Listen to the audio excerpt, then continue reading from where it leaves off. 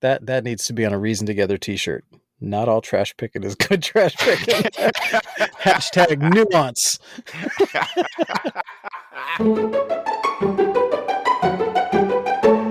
Welcome back to Reason Together, the podcast for Christians who think about stuff. I'm Thomas, here with Daniel for episode 174. And a good morning or whatever time you're listening to this podcast to you. How are we doing today? Doing well. Good. We'd like to begin by thanking our patrons over at patreon.com/Reason Together who have given of their dollars to help support this podcast and pay our editors and the people behind the scenes here other than us. So thank you for that.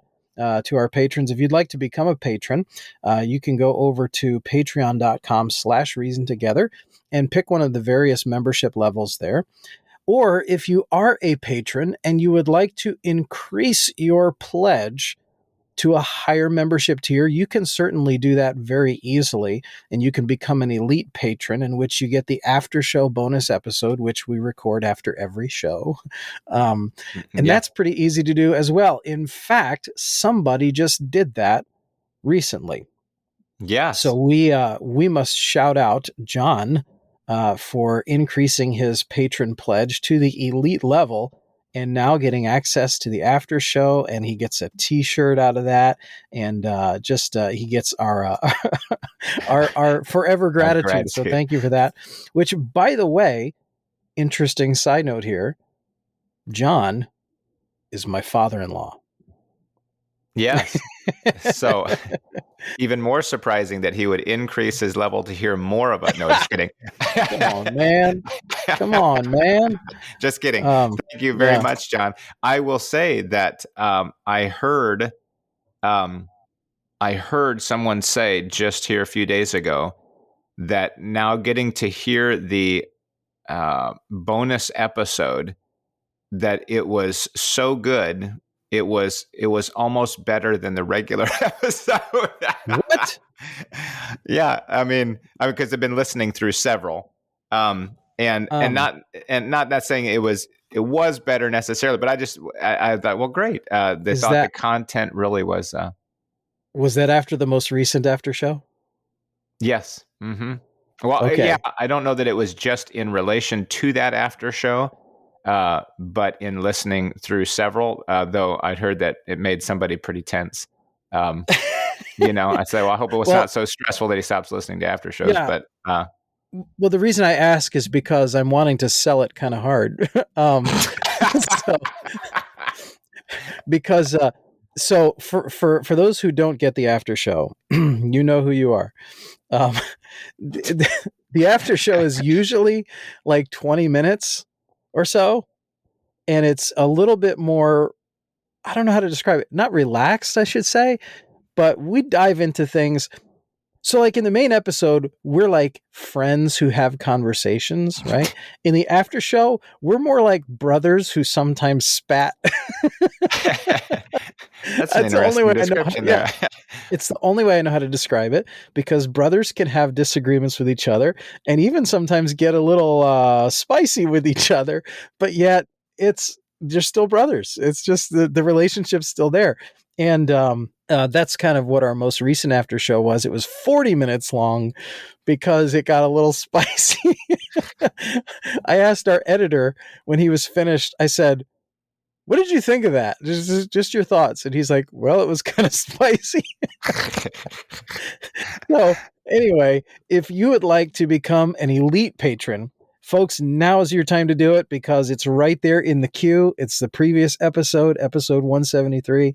I'm selling the after show hard. Go become an elite patron over at patreon.com/Reason Together, and you'll get access to all of the after show. Not to mention a good looking t-shirt. Yes. Some quality menswear or ladies wear, as the case may be. And we have a full stock of them at this point. I just finished, I think I must have done I want to say 100 of them. I don't know. I don't remember. All different sizes and stuff. I lost count. Somebody was talking to me recently about the shirt and commented on the quality of the shirt that I think they'd thrown it in the wash expecting it to shrink like most do. And and it didn't, I guess, at least not to the degree that they thought. So anyway, that's good. Yeah, well, maybe most people don't know, but I actually print those myself. Mm-hmm. No joke. I have a screen printer, like a little 4-color screen printer. Of course, the shirts are only one color, but one ink color, that is. And we buy Jersey's brand T-shirts. They are pre-shrunk, if I remember right. You can see all the stats about them on our website. Under the support tab, there should be a place to show you where you can buy a T-shirt. And it gives you the details on it. They're a good quality shirt and good quality ink. And the guy who makes them, maybe not so great quality guy, but you know. If you don't mind a spicy guy making your shirt. That's right. Yeah, and to be clear, you don't have to be a patron to buy a shirt. You can just buy them. Oh, right. Anybody can buy a shirt, sure. Go on there, buy all 100 of them. I don't care. Do it. That's great. That would help us a lot to pay our editors and such. But you just wouldn't get access to, after show number 173. Just saying. But, yeah. All right. Okay. It was a weird one. Let's see here. Jumping into our list. Were you going to say something else? Yeah, I was going to say something else. I think considering the last episode being what it was, the last several episodes been kind of heavy. I thought it's time for story time. Okay. Whatever value this might have, I don't know, but this was on my mind recently, and it was kind of a funny story. And my wife said, you should share that on the podcast. That's funny. And by the way, this story includes 2 people that I know for sure listen to this podcast. I did not ask their permission to tell this story, but I'm doing it anyway because I think it's kind of sort of adorable. And okay. Yes. So we have 2 listeners that are my 2 listeners. Hey, there was a pause in there. Let me finish the sentence. We have 2 listeners who that's kind of like that time we were voted like the number 2 podcast on the charts, and then like down in the fine print it was like in the Azores or something. Yeah, and then a few weeks later we were way down the list even there. Oh no, I didn't remember where it was, but I thought it was funny because wow, we're the number 2 podcast. What? And then in the Azores. It was like, I think it was Micronesia or something. Oh yeah. You're right. It was Micronesia. Yeah. One of those places with islands. But anyway. So we've got 2 listeners. So, we got one of these listeners. This story is about them when they were younger. So guys, if this makes you mad, forgive me. But it's easier to ask for forgiveness than permission. So that's probably not a good philosophy for life, but no. I'm using it for now.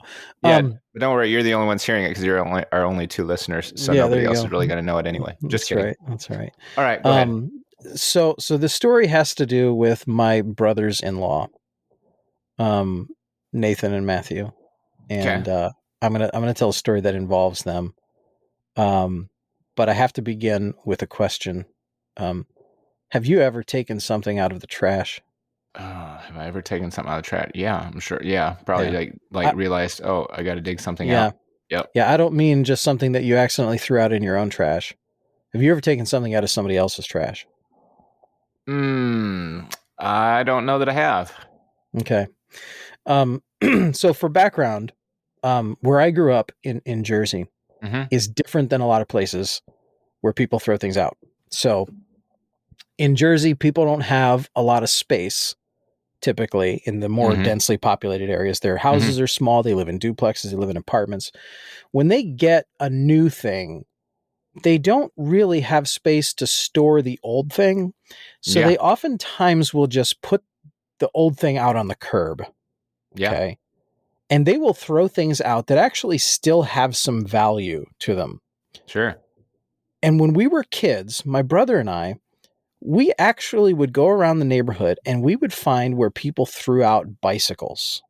And they were often semi-junked, and we would fix them up. We actually would go, I don't know, I shouldn't say we, I would go to the bike shop down on Main Street in our town, and I would look through their dumpster and I would find parts and I would fix up bikes. that I had found on the street. And we ended up with like 40 bikes in our basement. And then eventually we had a yard sale and we would sell the bikes, or at least try to. I think for a while we were just hoarders with bikes. But anyway, when my brothers-in-law were little, and I've known Matthew since he was like 4 years old. I've known Nathan since, I don't know, 6 or 7. I forget. They were real little guys. And I would come over to their house, and I would tell stories, as such as life goes. You tell stories about things. I tell them about, where I grew up. You could go outside and you could actually find really good stuff just sitting on the curb.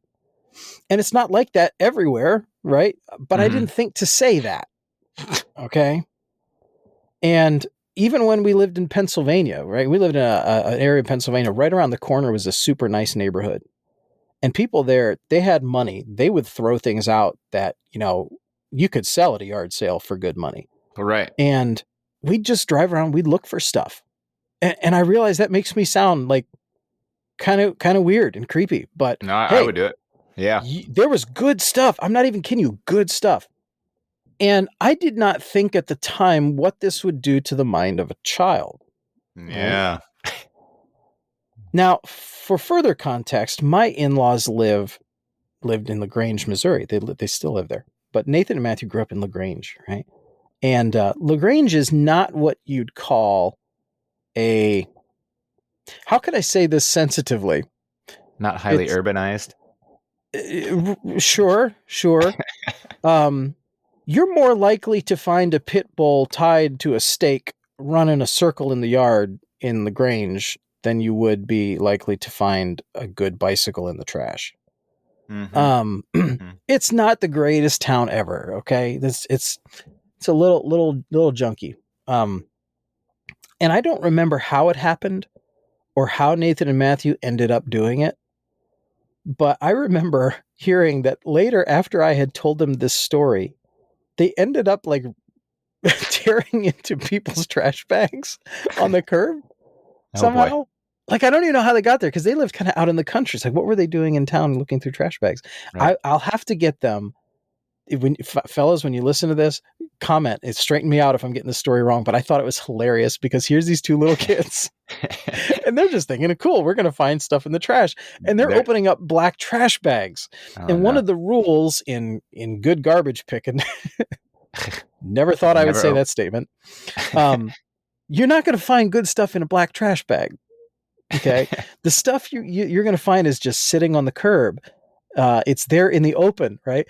But I remember laughing myself silly because I'm picturing these two little kids tearing open black trash bags, looking inside them for stuff that they could take home. I just thought it was great. And I told the story recently, and Rosa said, you should tell them on the podcast. Guys, I'm sorry if that's embarrassing, but I thought it was adorable and hilarious at the same time. So. Yeah, it is funny. And it's also a way to provoke feedback. We just start telling, I tell a part of the story that's false, like go too far, and then you got dirt on anybody else?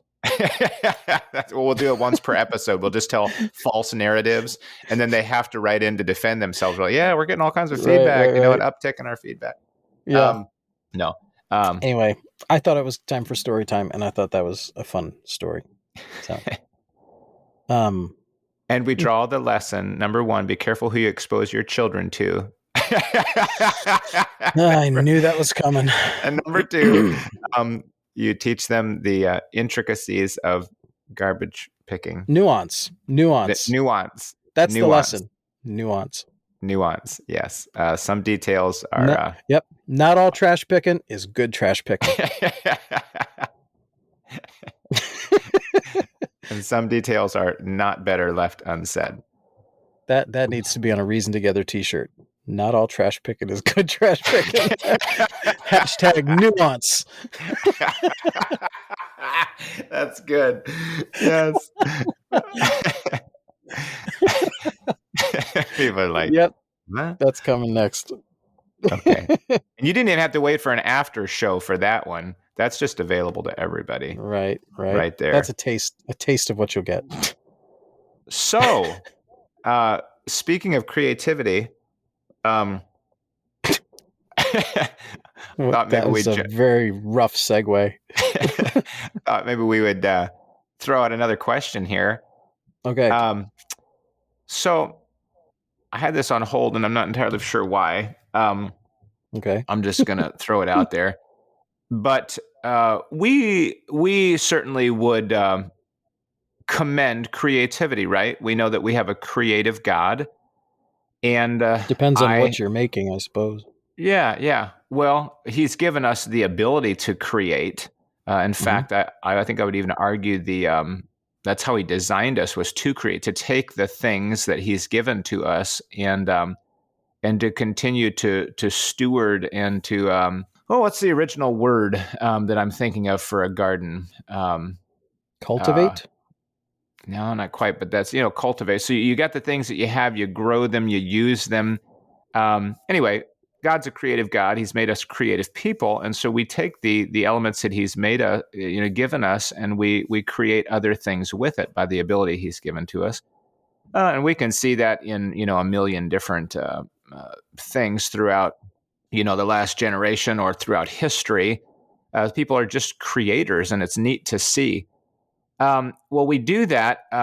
Where I question it is where it comes closer and closer to home, in that we become creative with our own bodies, and so we apply makeup, right? Well, applying makeup, and this is typically a lady thing, but it's we would say it's an art.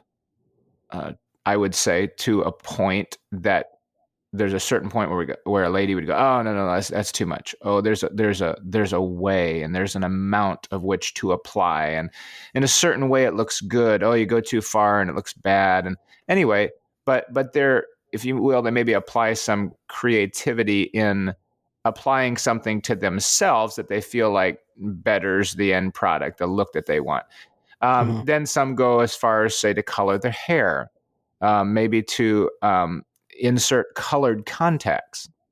You can do that, right? That you can actually change the color of your eyes with your contacts. Sure. You can even get lightning bolts and whatever if you want on your contacts.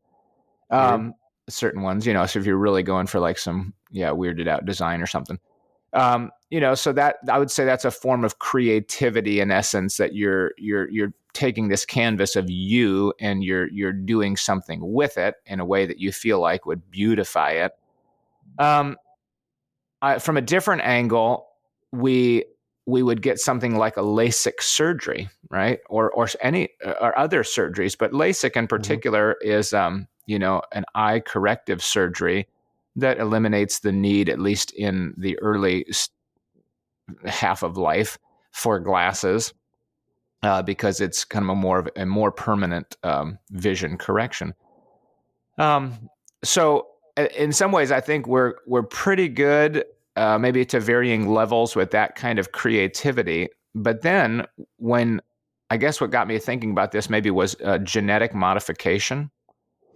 Now you start to say, now we can actually go into the DNA, and we can alter DNA, and we can affect an outcome.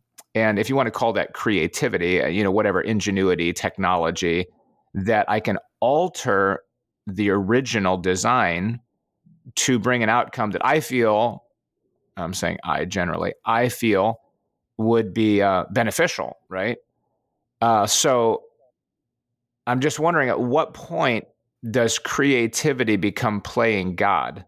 Where have we crossed a moral line? And you do a good job at times of drawing what we're talking about to scriptures and inserting, the Bible says this. And so I'm curious for some biblical thought here that pins this issue down, at least in certain areas. Like, well, here's something we do know. Here's something we do know. So yeah, when we talk about genetic modification.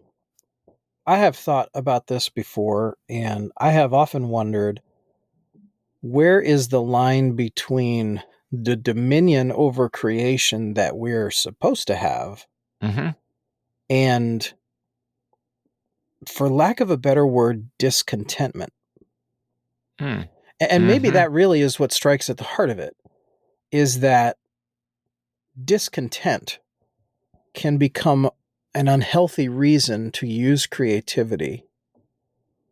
So, like, for instance, I do believe that we're supposed to have dominion over the earth. We're supposed to utilize our resources to advance things, and to make discoveries, and to implement changes that can, in fact, make things easier. That's just a natural part of creativity, is to have dominion over creation and the resources that we have. We can thank that the concept of dominion, we can thank that concept for a lot of the advances that we have in medicine and technology and such. However, I do think what makes those things go too far is a spirit of discontentment. So I'm content that if let's say my wife was going to have a baby, I am content that if there were treatments available to rectify an issue in utero that might help the health of the child, I would be content with that. If there was, I don't have an exact example in my mind, but let's say there was some sort of, nutrient deficiency or some sort of something that would prevent the baby from experiencing catastrophic casualty and failure in the womb. I would be content with that. I mean, for instance, a lot of ladies take prenatal vitamins, right? I don't have a problem with that. Is that an advancement of medicine, in a sense, in which we have used dominion over our resources to make something better? Well, yes. However, if my wife is going to have a child and we're like, you know what? I don't know that I want it to be a boy. I'd rather have a girl. Part of me thinks that, okay, that's not a health issue that I'm looking to prevent. That's a discontent that I'm looking to satisfy. Does that make sense? Yeah, sure. The idea of genetic engineering in that way, it, in a sense, stops a natural process that God would have done anyway. And in a sense, it makes me so that I can have a designer baby, right? I don't think that's right. Yeah. Personally. So, and that's part of the question is to say, is that the line that we say, well, this particular attribute is a result of sin, namely the corruption, the curse on creation, the effects of sin, that this child would have been born with a proclivity towards this disease, toward this hereditary disease, and by maybe manipulating certain genes or whatever, I can eliminate the chances of this hereditary disease, because that would be part of, if you will, the curse of the world. But I would like him not to have blonde hair, and I'd like to increase his cranial capacity, and I would like whatever. And I so, like you say, I want a custom baby. Well, to me that's the baby God made. Right. And I mean, he was going to give you a boy with brown hair and brown eyes, but you say, I kind of like a girl with blonde hair and green eyes. Okay. Yeah. Well, that wasn't trying to mitigate the effects of sin. That was just trying to step in and change the original design. But where is that distinction biblically? Is it simply, understanding that you talked about, what was your word? You used dominion. Okay. I'd have to say that obviously dominion, the authority God gave us, was the authority to operate inside of his design. Yeah. Not to alter his design. So right. I think that's an important component. Yeah. Yeah. There has to be a line somewhere between taking care of yourself and, in a sense, changing what God has made. I'm thinking, so in Ephesians 5, right? Paul is talking about marriage and the church. I think he's primarily talking about the church, and he uses marriage as an illustration. Though some might think it's the other way around, but I digress. But he says about loving your wife, to love her as your own body, right? Yeah. And essentially, and I'm trying to remember how he says it, but no one ever hated his own flesh, right? Yeah, right. He nourishes it and he cherishes it. Mm-hmm. So there is a biblical sense in which I think it is justifiable to use creative dominion to take care of your flesh. Mm-hmm. Mm-hmm. To a point, right? Sure. Like even Paul told Timothy, to how he should fix his stomach problem, and so on. However, the body is the temple of the Holy Spirit. Mm-hmm. Mm-hmm. 1 Corinthians 6. So there seems to be some sort of limit because we are not our own, right? So we're stewards of a body that is not our own. It's been bought with a price. So there must be a limit somewhere based on the principle of ownership on what we can and cannot do with our bodies. Mm-hmm. And I think what makes the idea of genetic engineering sort of strike my conscience in a bad way Mm-hmm. is that it is, in a sense, messing with the temple in a way that isn't just for nourishing and cherishing my body. Mm-hmm. Okay. Yeah, it's just connecting to me something that I said. So you're kind of the nourishing and cherishing aspect, of course, has the would bring into play the healing aspect. That if there was something wrong, that I would I would attempt to improve something that's wrong, but to simply modify something that's natural, that wouldn't just be what was the word you used again? Cherishing and Nourishing. nourishing. So like feeding your body, obviously taking care, maintaining what you have. Right. To say I want something different is different than saying I want to try to heal myself. Yeah, like maybe a good example of this would be anabolic steroids, right? And I'm just thinking Okay, off the what's cuff here. anabolic mean? So it's the idea of I'm blanking here for a second. You're familiar with guys who take steroids for muscle gains? Right. Mm-hmm. So I think anabolic, if I remember right, has to do with how cells process oxygen. Okay. But I don't want to be quoted on that. I'm not sure. I'm not looking it up at the moment. But I'm thinking it has to do with how the cells process oxygen. Okay. So anyway, if you want to get strong, right? If you feel like I need to get strong, I think that's a responsibility that I have as a man to be strong. You can do that, and you are in a sense enhancing a natural process by means of work. So you lift heavy things, and then you recover, and you intake calories and protein in particular, your muscles will grow. That's how it was designed. Yes. That's how it was designed. Correct. You can get totally jacked and be super strong with a natural process. But some guys who want to get huge just to look huge, right? They take anabolic steroids and they're able to work out longer. And there are some health detriments to the wrong use of steroids and such, and it can be harmful. But they end up getting super ripped, right?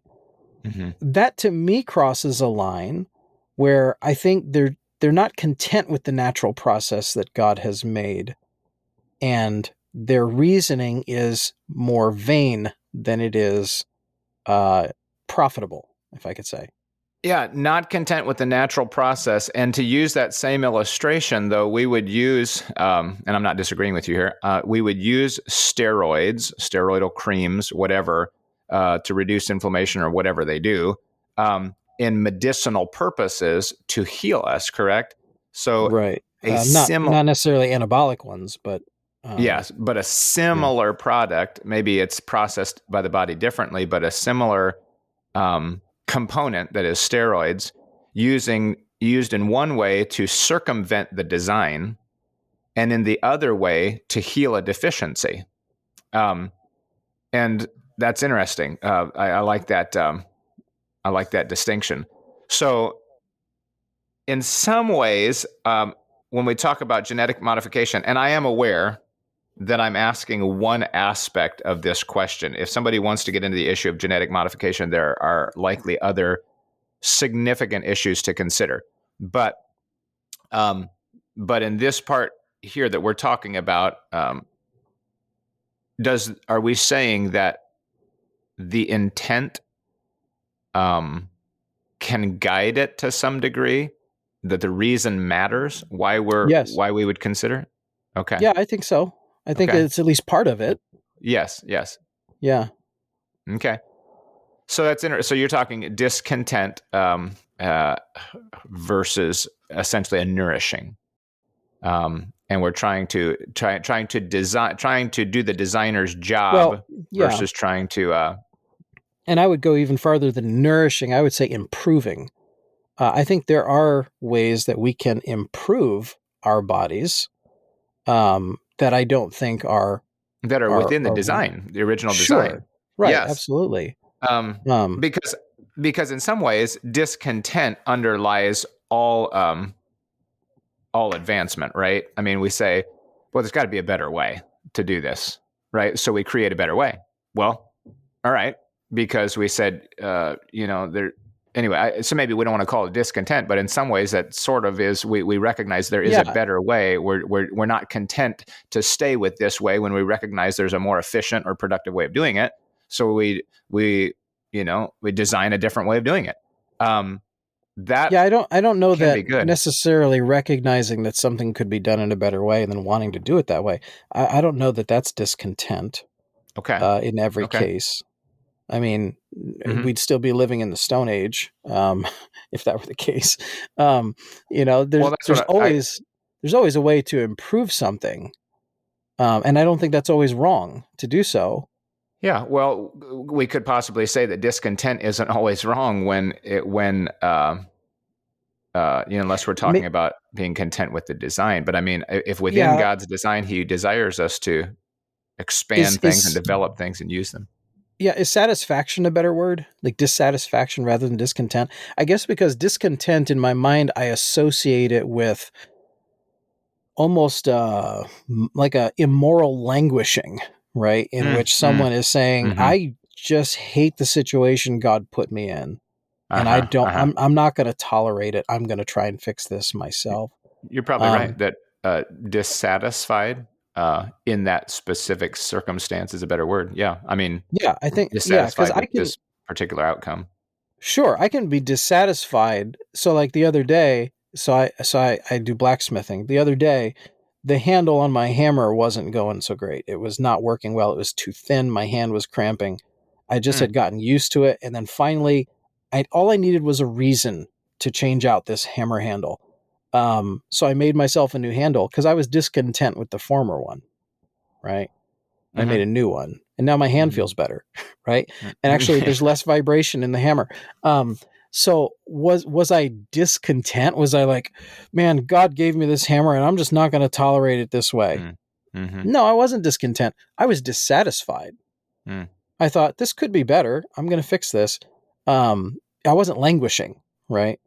In a situation that God seems to have placed on me that He didn't have the intent of changing.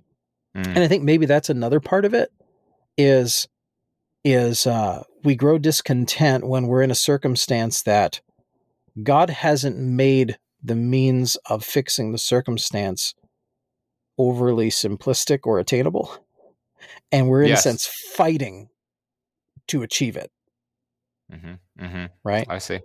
In a sense, God sometimes, there's a number of ways that God makes things clear. Sometimes He makes things clear by way of circumstances. And He puts circumstances in your way that make something almost impossible for you to achieve, because that might be in that moment for that thing, His way of saying, I don't want you to do that. I don't want you to have that. Right? And I am a believer in the concept, to at least a degree, of one's lot in life. I think it's two-sided. I think you have potential. Everyone has, if you will, positive potential, negative potential, but you have a potential to expand and to better yourself and to grow. And yet that's all within the confines of God's lot for your life. That you can look at, this trillionaire over here and be like, if I follow these 10 principles of his book, I will become filthy rich. Well, no, actually, you may not. You probably will become richer than you are, but you'll never be him because you just couldn't be. Your lot in life is different. And so the modern concept, you can be whatever you want to be. No, you could probably be better than you are. And you could reach further than you think you can, but you can't be anything you want to be. Because that's just not your lot in life. There's a certain place where you've maxed out your potential. You've reached the your maturity, your growth is only going to ever reach so far. So anyway, I agree with that idea that when you say the contentedness, sometimes you in your lot don't have the capacity to change that thing, and to chafe against it would just be a discontent. Am I following that right? Yeah, I think so. Okay. So I realize my mistake now. I was thinking of the word anaerobic, not anabolic. Yeah, okay. Anaerobic has to do with oxygen. Anabolic has to do with the building of amino acids and proteins, as opposed to catabolic, which has to do with tearing them apart. So I was just looking it up here. The word that I was thinking of is anaerobic. Anaerobic steroids. Yeah. No, there's not anaerobic steroids. I was just thinking of the word anaerobic. Okay. Okay. Yeah, I mixed up anaerobic and anabolic.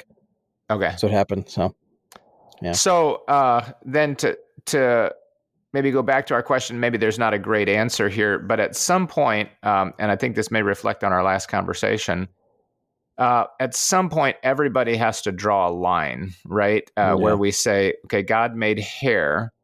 God made, say, the woman's hair.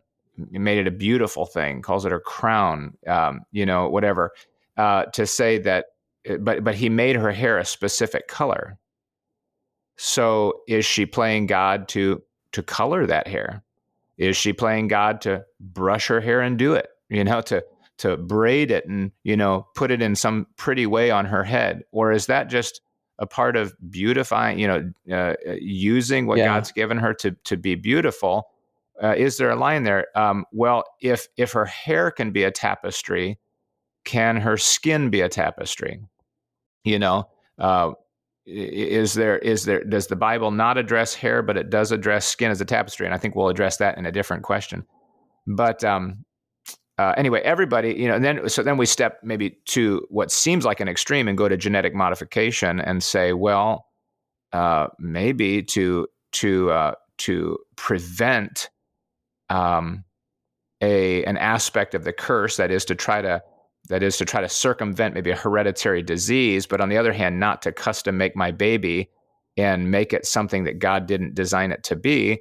There's a line there. Everybody's going to have to draw a line somewhere, right? So to clarify, you're not suggesting that a lady who's getting a little gray and wants to color her hair, you're not suggesting that crosses a line, or you are?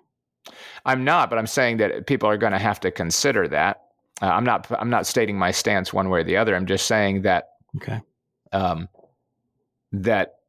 would be that could be a reasoning going into it, saying, well, God made her this way, but he also made her without makeup. Well, he also, when she was born, her hair wasn't brushed either, so you have to determine at what point can she exercise a creative ability without crossing over into changing God's design for her, right? Sure. And to some extent, we also have to acknowledge that not everything natural is good. And I think you're talking again about the curse of sin. Is that kind of what you're dealing with there? Like that certain the curse of sin, but also the use of things many times. So like some Christians argue that based on something being natural, that somehow it's closer to God and that it's somehow better. Okay. That's not always the case. One example of that would be the use of marijuana. It contains THC, which is a mind-altering drug. God made marijuana. But we wouldn't suggest that, because natural, that means good, that you should go ahead and, smoke weed. So we have to be careful about the fallacy that everything that's natural is good. It's not always the case. So to say that, well, just because a lady's hair turns gray over time, well, that's just natural. That's just nature. Well, no, that has to die the death of 1,000 cuts, because, as you said, we're also born with messed up hair, and in some cases no hair. Does that mean if you were born bald that you should just shave your head your whole life? No, of course not. Because Maybe there are that's the other argument I should principles. use with my wife. Yeah, she doesn't want me to shave my head bald, but I could say, but honey, that was my natural state. Yeah, you were born naturally bald. I Right. didn't know that. Okay. Yeah, my uncle called me Hoghead. Yeah. You shouldn't have admitted that to me. Yeah. Why do I see that coming back to bite me? No, it's kidding. Well, because coupled with being bald, I was fat, so that probably didn't make didn't help Oh, the situation. man. Fat and bald. Anyway, I don't know where we're going with this now. Did I just derail you? Yeah. I think we should move on. We're actually at about time. Is there something else that we want to throw in here real We're quick? at time? Just about. Oh my! Wow, that time flew today. So, what are we gonna wow. What are we gonna title this? Trash picking and playing God? Oh, or man, I don't know. We're gonna call this episode something like Old Hoghead.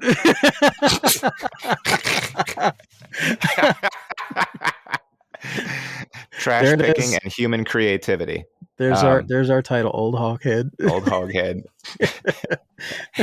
And they'll listen the whole episode going, where are they going to get Old Hoghead from? I'm not seeing it until the end. I had to listen to the whole episode to get that.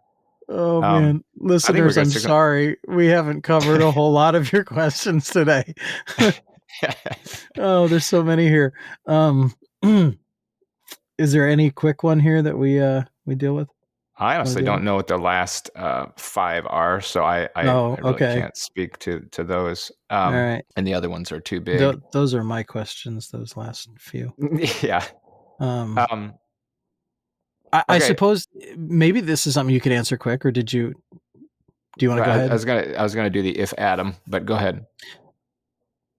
Oh, but if you got a better one, maybe we can do like a rapid fire thing and get those two done real quick. What do you think? Let's give it a shot. All right, let's do yours first. At least get one. Okay. One listener writes in, Cody says, if Adam never sinned in the Garden of Eden, but one of his sons did in the future, would there be a perfect race and a defiled race? Could the perfect race essentially die for the sins of the defiled ones as Jesus did? Whoa. Okay. Can I give a cop-out answer and say, well, Adam did sin. That's how it went. Yeah. Well, I was going to give like a quick story, of the drill sergeant, and he's training this guy, and he says, soldier, 1,000 soldiers come over on your left flank. What are you going to do? Shoot them all down, sir. I pick up my gun and shoot them all down. Oh, straight ahead of you, 500 more come over the hill. What are you going to do? Shoot them all down with my gun, sir. Your right flank, suddenly 200 more soldiers come cresting the hill. What are you going to do about those? I'd shoot them all with my gun, sir. And he's like, where are you getting all these bullets? And he says, same place you're getting all these soldiers. It's it's a hypothetical meets hypothetical. And so when you get to a hypothetical situation, like what if, well, I guess I sort of answer with, well, what if? I mean, I think I do have an answer though. Okay. And I think it's rather simple. So if Adam had not sinned in the garden, but one of his sons did, given enough time, Adam still would have sinned. Eventually. And the reason I believe that is because man is not God. Even though Adam was created in innocence and perfection, not being God, I don't think it ever would have lasted. Yeah, I'm just gonna have to. I'm not gonna walk out on that log too far. I'm just gonna say we know how it did turn out. Yeah. and I'm not. It's a hypothetical to me that doesn't really serve much of a purpose, and so yeah, no, I'm just thinking in terms of dispensational thinking, in which in every dispensation, God gave man commands, he gave man responsibility, he gave man revelation, and in every case, man failed. And that is, in a sense, I don't want to say baked into the cake, but that's part of the story, is that in every dispensation, the purpose was for man to learn that he's not God, and apart from God, he is eternally hopeless. And I think that had Adam not sinned and then had kids, and then one of his kids sinned, just given enough time, Adam probably would have sinned eventually too. Because he's not God. I think the theological issue that we just have to be careful of with that answer is that, is somehow saying God created somebody that he knew would sin, which obviously he did know he would sin, but kind of saying he created this creature and said, well, theoretically, you could make the right decision, and almost like the predestination thing that, anyway, it just borders on that answer saying it's just baked into the cake, you will sin, and all of this is going to be set into motion. Although, again, he knew that. So anyway, it's just, I'm not expressing it real well.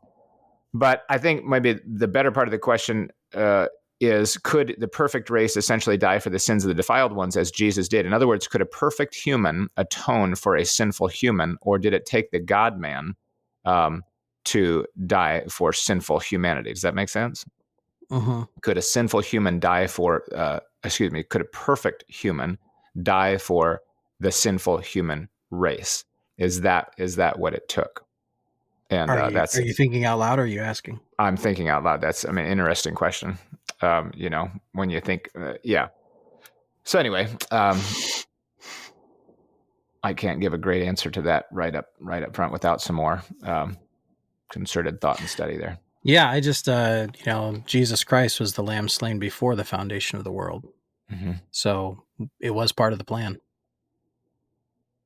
So no perfect human, had there ever been one, existed since Adam, could have done that, because Jesus Christ dying for sin, his incarnation, his crucifixion, his death, his burial, his resurrection, his treatment by his critics and enemies, all of that was part of the plan before the foundation of the world.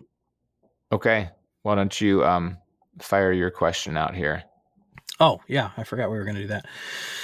Okay. So this one, renewing wedding vows. Is this a thing we should do? Is it almost seems like a vow? Should you have to renew it? I guess I'm really looking for insight and answers on it. Because someone asked me recently, do you ever do renewal of marriage vows? I'm like, well, I haven't. But I mean, what are your thoughts on it? My thought is, I guess it depends to some degree how it's stated when you renew the vows. For me, I guess that would make a difference. Though the overall idea I'm fine with. It's like, it's the same thing as, it's similar. I wouldn't say it's the same thing. It's similar to saying, well, I tell my wife I love her every day. I didn't say, well, I love you on the day of our wedding, and I don't have to say it again because nothing's changed. So the idea that I could I could say my vows again. I could as much as say that across the kitchen table and say, honey, I still, no, I'm serious, to just say, I still would choose you. I still pledge to be the best husband I can be to you, to provide for you. Well, it's not technically a renewing of his vows, but he's saying, honey, I still believe the same thing. And I just want, and she knows that, but he just wants to say it again to demonstrate his love. Yeah. So if they want to stand in front and say, I want to renew my vow and just tell you again, like the first day, that I would still make the same. Okay, I'm fine with that. I don't think it undoes anything that was done before or minimizes or minimizes. No, it just seems like, and I guess maybe you're the way you vocalized it helped me. That kind of put it into perspective, because my question was basically, does a vow need renewing like that? If it's a vow, does it need renewing? No. And like you said, you could just do that across the kitchen table. So the whole ceremony of renewing vows almost seems sort of pointless to me, if I'm being honest. It's like, why? It's just almost like an excuse for like a public ceremony And it's like, it doesn't have to be, you know. Well, no, I it don't doesn't. know. There's nothing mandatory about it. It doesn't have to be. A vow doesn't have to be repeated. There doesn't have to be a ceremony. But if it's significant and special to those people, and that's a part of his demonstrating his love to his wife, and cherishing her in that way, sure, go for it. All right. There we go. Okay, we got a couple more in, so that the Hoghead episode actually had some. Still didn't tie into Hoghead at all, but that's okay. A great title is super beneficial. It draws the listener in. See, if you're still listening at this point, I've proved my point. You clicked on this, listener, because it's titled Old Hoghead.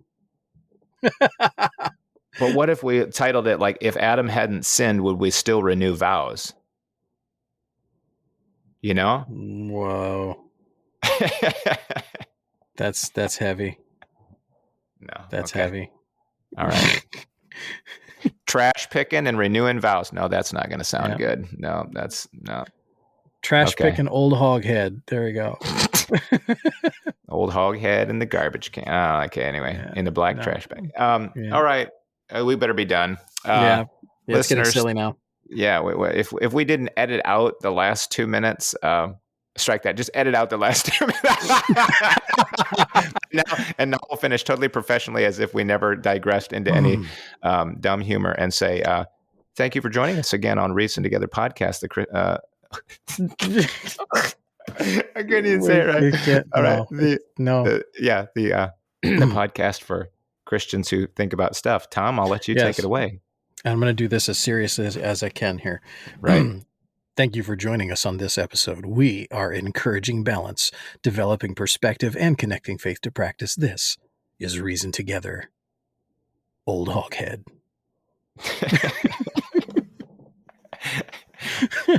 Somebody listens to that, just look like, what, did they get a guest host or something? Who is that? Why is he? Whose voice is that?